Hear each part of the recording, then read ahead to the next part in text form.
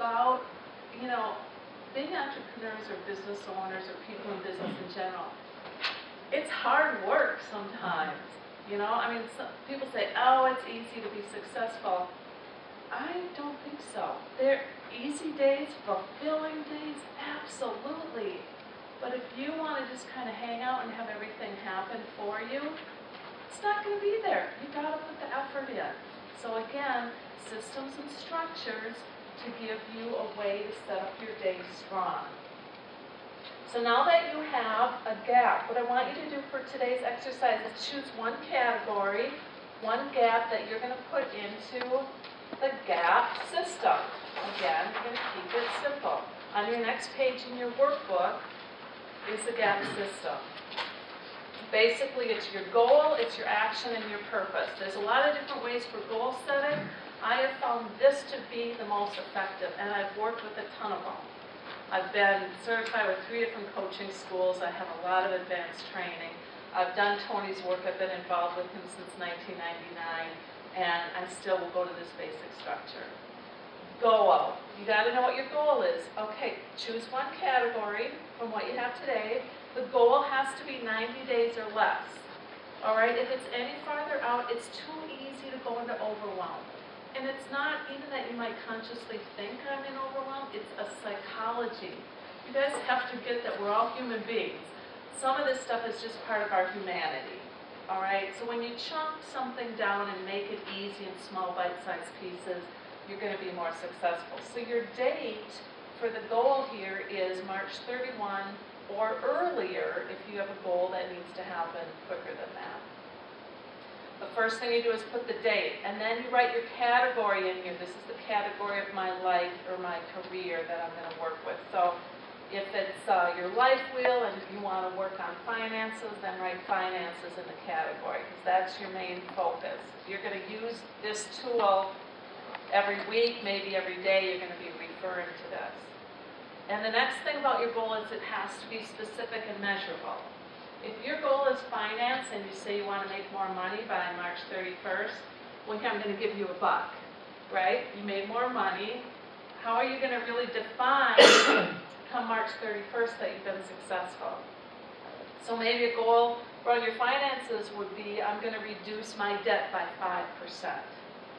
Is that specific? Okay, is it measurable? Are you going to know if you're successful? Right, okay, make it specific and measurable. And so that's the first thing, is defining what it is. And then a lot of people forget this next very, very important piece is you have to have your purpose. You have to know why this goal is a must for you.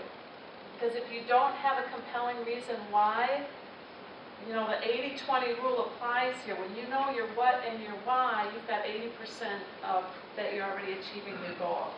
And again, I've worked with hundreds of clients across the globe on this, all different types of people, and this has always been very effective for them. Know your what and know your why. Maybe you only have a couple of reasons why right now. That's okay, just write those down. And like I said, this is going to be a working document, so you will add more and more reasons. So let's see, why do I want to, reduce my debt by 5%? Because I want to start saving.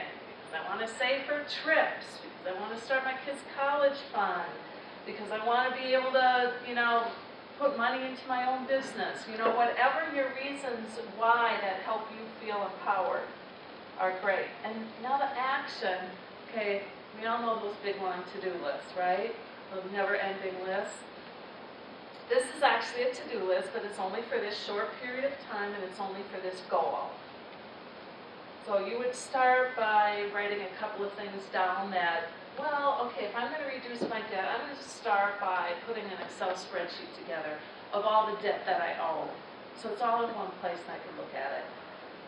All right, then let me see, what am I going to do? I'm going to call a couple of people, a couple of experts, and find out, maybe call some of these people I owe money to, find out if I can negotiate any interest rate. Those kinds of things would be your actions. But remember, it's only 20%. So you want to emotionally associate to your goal and your reason why. So get really excited about, wow, by March 31st, I'm going to have achieved my goal. And when you have to make those calls, when you have to take the actions, you don't want to associate to that. That's check, check, check. You schedule it in your calendar and check it off your list. You don't want to associate to it. Only get excited and associate to these areas. All right, does that make sense as far as, again, a simple, basic structure? And I would post this up in my office. I have a big whiteboard and I have a vision board.